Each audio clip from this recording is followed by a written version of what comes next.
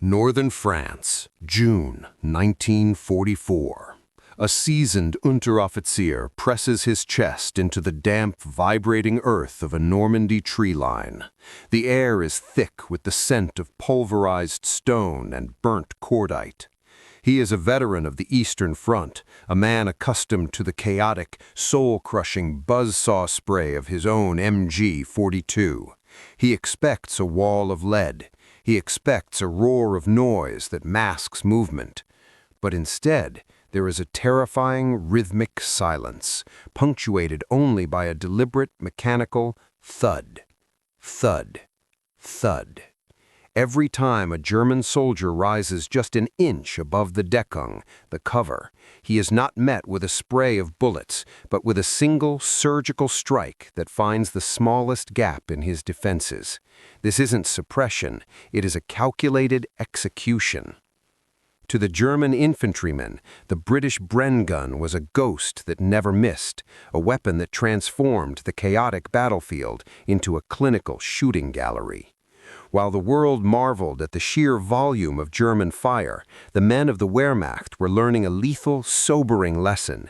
Speed is impressive, but accuracy is final.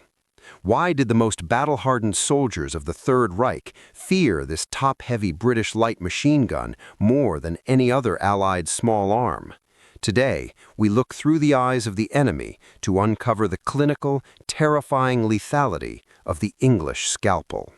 To understand the dread the Bren Gun inspired, we must first understand the fundamental clash of philosophy that defined the battlefields of Western Europe. By 1944, the German Heer, the army, had perfected a doctrine centered entirely around the machine gun. In the German Gruppe, or squad, every man existed to serve the MG42. It was a weapon of mass suppression designed to saturate an entire grid square with so much lead that the enemy simply could not think, let alone move.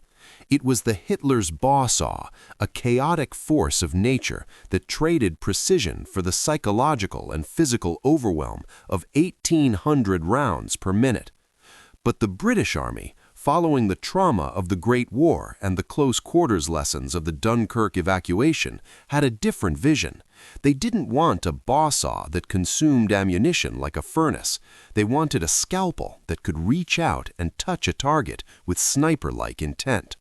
The Bren, a name derived from Brno, Czechoslovakia, where it was designed, and Enfield, England, where it was refined, was an anomaly in the world of rapid-fire weaponry. While most light machine guns of the era were designed to be minute-of-man accurate, the Bren was engineered to tolerances that would make a watchmaker proud. It was a gas-operated, air-cooled weapon, instantly recognizable by its curved, top-mounted 30-round magazine. This magazine position was the first thing German soldiers noted. To the British gunner, the top-mounted magazine was a practical necessity, allowing for rapid gravity-assisted feeding and faster swaps in the heat of battle. But to the German soldier looking through his optics from across a field, that vertical magazine became a dreaded silhouette, the unmistakable sign of a weapon that didn't just fire in his direction, but targeted him specifically. From the German perspective, the initial encounters with the Bren were confusing and deeply unsettling. German doctrine, the Auftragstactik, encouraged aggressive movement and rapid fire and maneuver tactics. When they faced Soviet or American forces, they understood the trade-offs. The Soviet DP-28 was rugged but clumsy and inaccurate. The American Bar was mobile but lacked the sustained fire capacity or the bipod stability of a true squad support weapon. But the Bren occupied a space the Germans hadn't accounted for in their tactical calculus. It was light enough to be carried by a single man in a full sprint, the Bren Gunner, allowing it to move with the agility of a rifleman.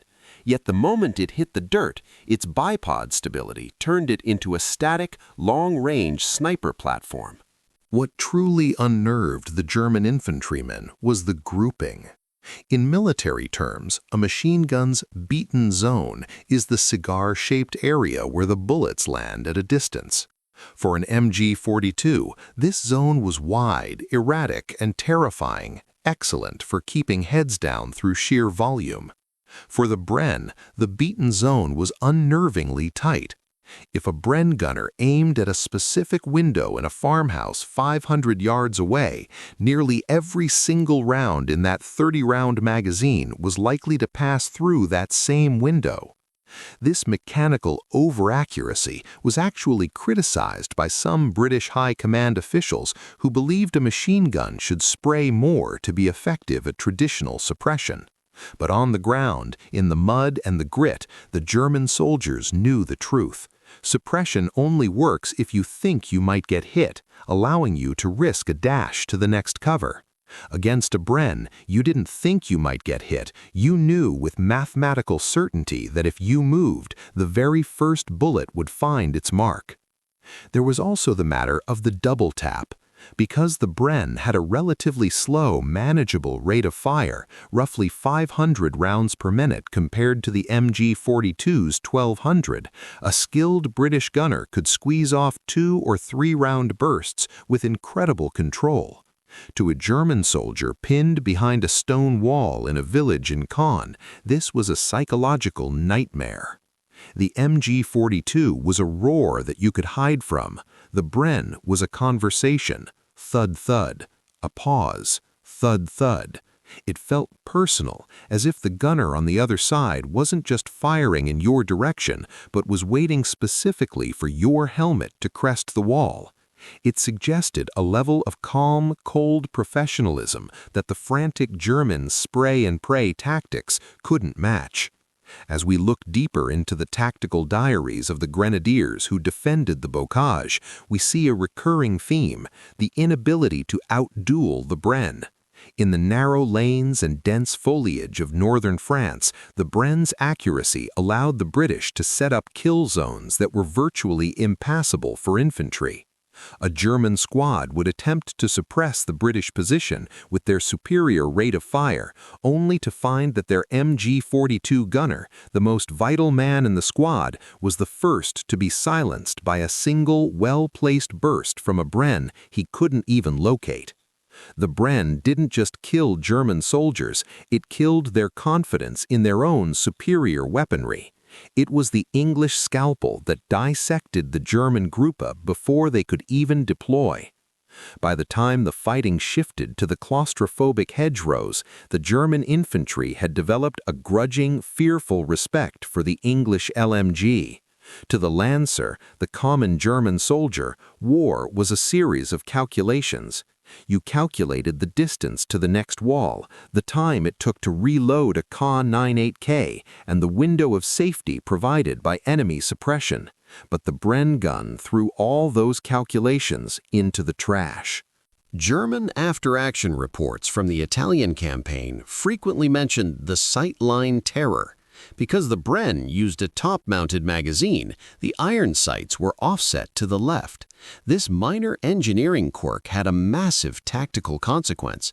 It allowed the gunner to keep his head lowered to the ground while still maintaining a clear, unobstructed view of the battlefield. When a German sniper or MG team tried to locate the source of the fire, they were looking for a helmet or a silhouette, but the Bren gunner was often tucked so deep into the Deckung that only the very tip of the barrel and the top of the magazine were visible. He could see everything, his peripheral vision unobstructed by belts or side-mounted mags, while the Germans saw nothing but the lethal flashes emanating from the grass. It was as if the bullets were guided by a string, wrote one veteran of the 12th SS Panzer Division. We were pinned in a drainage ditch for 4 hours. Every time we attempted to deploy our MG34, the gunner was struck, not suppressed, struck, directly in the visor. We couldn't understand how a light machine gun could be so persistent and so precise at 400 meters. This persistence was the second pillar of Axis fear, the Bren's legendary reliability. In the desert sands of El Alamein, the MG34 often jammed as grit entered its complex bolt. In the mud of the Eastern Front, the Russian weapons would freeze, but the Bren, with its relatively simple gas piston system, adjustable gas regulator, and oversized clearances, seemed immune to the environment. To the Germans, this was an engineering nightmare. They were fighting a weapon that didn't overheat as quickly as their own, thanks to a quick-change barrel system that was faster than the MG42's, didn't jam in the heat of battle, and, most importantly, didn't waste ammunition. Because the Bren Gunner was firing in controlled, accurate bursts, he could stay in a fight much longer than a German gunner who would burn through a belt of 250 rounds in seconds, leaving his squad vulnerable during the frantic reload. The psychological toll was immense.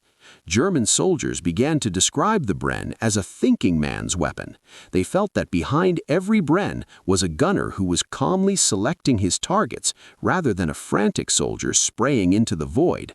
This led to tactical paralysis.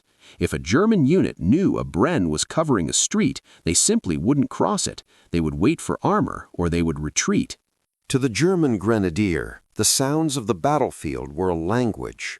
They knew the high-pitched, tearing fabric scream of their own MG42. They knew the heavy, slow thump of the American M1 but the Bren gun spoke with a distinct, rhythmic cadence that the Germans came to call the clockwork death.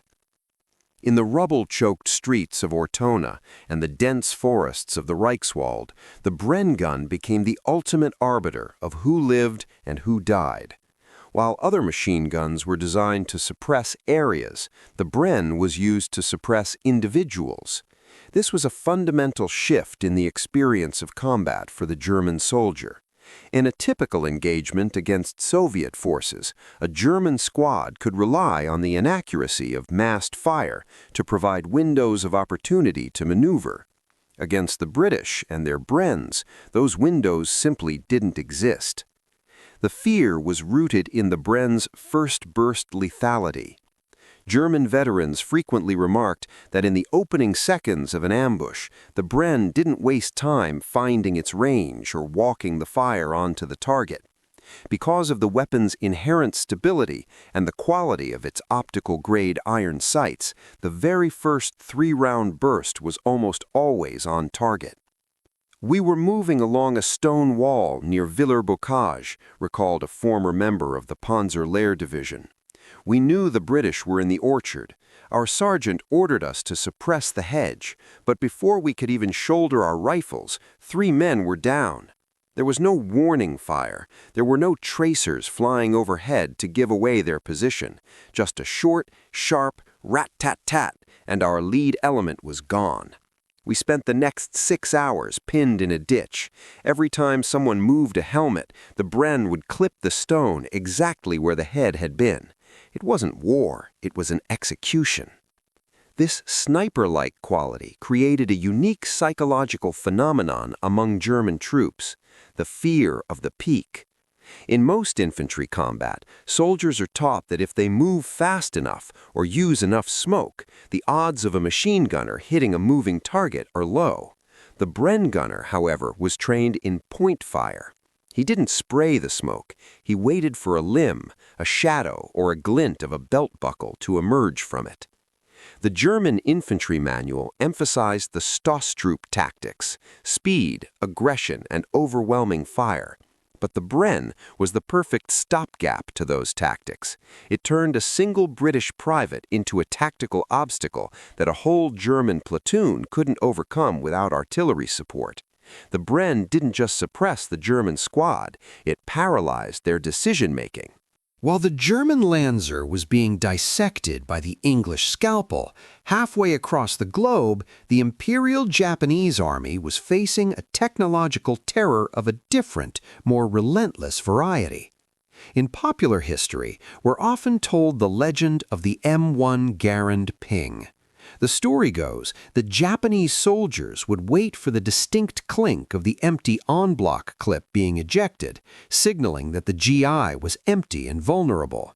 But if you look at the tactical diaries of the Japanese soldiers, the reality was far more terrifying. The Japanese didn't wait for the ping because they couldn't hear it over the roar of battle. What they truly feared was the semi-automatic nature of the American infantry. Facing the M1 Garand, the Japanese soldier found himself mathematically outclassed. A single American squad could put more lead in the air in 10 seconds than a Japanese platoon could in a minute with their bolt-action Arisakas. We were told the Americans were soft, one Japanese survivor recorded in a captured diary. But their rifles never stopped. We would wait for the pause to charge, the pause that always comes after a bolt is pulled and a shell is ejected. But the pause never came. It was as if every American had a machine gun in his hands. You could not outweight them. You could only pray the next clip was his last. The fear was in the continuity, the realization that the Allied soldier possessed a mechanical advantage that rendered the Japanese warrior spirit irrelevant. The Garand didn't just fire faster, it broke the Japanese soldiers' rhythm of combat, forcing them into a defensive crouch they were never trained for. But as the war pushed into the heart of the Third Reich, the fear of the semi-automatic rifle was eclipsed by the Thompson submachine gun in urban ruins. To the German infantryman, the Thompson, the Tommy gun, represented the end of the traditional fair fight. In narrow stairwells and dark basements, the Kar 98K was a liability. The Thompson, however, was a trench broom that spoke the language of urban annihilation. German after-action reports from 1944 highlight a specific hatred for the Thompson's 45 ACP caliber. While the German MP40 was a precise weapon, the Thompson was a sledgehammer. At close range, its heavy rounds didn't just wound, they stopped a man in his tracks, the kinetic energy enough to spin a body around. The Germans nicknamed the Thompson squads the butcher's detail. They would round a corner and wash the room with lead before a defender could even reach for his belt. As the smoke cleared from the ruins of the thousand-year Reich and the islands of the Pacific, a haunting question remained for the survivors of the Axis powers. How had they lost the war of the soldier? For the first years of the conflict, the German and Japanese infantry believed they were the masters of the battlefield. They relied on a combination of training, fanatical devotion, and a doctrine that prioritized the human element, the spirit of the warrior, above all else. But they were ultimately defeated by an enemy that did not just fight harder, but fought smarter, backed by a machine-age logic that valued precision over the grand gesture. The true outcome of this technological disparity was the total erosion of Axis morale. Fear is a manageable emotion in combat. However, the feeling of being systematically outmatched is not. When a German grenadier realized that his MG42, the pride of his army, could be silenced by a single patient man with a Bren gun, the psychological foundation of his training began to crumble. He was facing a philosophy of warfare that valued precision over waste and reliability over raw, unguided power. In after-action reports written by German officers in late 1945, a recurring theme emerged: the invisibility of Allied fire. Because weapons like the Bren were so accurate, German units often couldn't identify where the fire was coming from until it was too late. This created a permanent state of paranoia. Every window, every bush, and every pile of rubble was no longer just a tactical feature. It was a potential kill zone, governed by an Allied soldier who didn't miss. The legacy of the Bren gun remains a masterclass in military design. It taught the world that a light machine gun shouldn't just be a weapon of suppression, it should be a weapon of decision. Its accuracy forced the German army to rewrite their small unit tactics, moving away from aggressive charges and toward a defensive posture that ultimately ceded the initiative to the Allies. For the Axis soldier, the war wasn't ended by a single superweapon. It was ended by thousands of small mechanical perfections. It was the ping they couldn't hear but always feared, the thud they couldn't outshoot, and the .45 caliber hammer they couldn't withstand. They began the war believing in their own invincibility, trusting in the roar of the buzzsaw. They ended it in awe of the machine, haunted by the clinical, rhythmic precision of the English scalpel.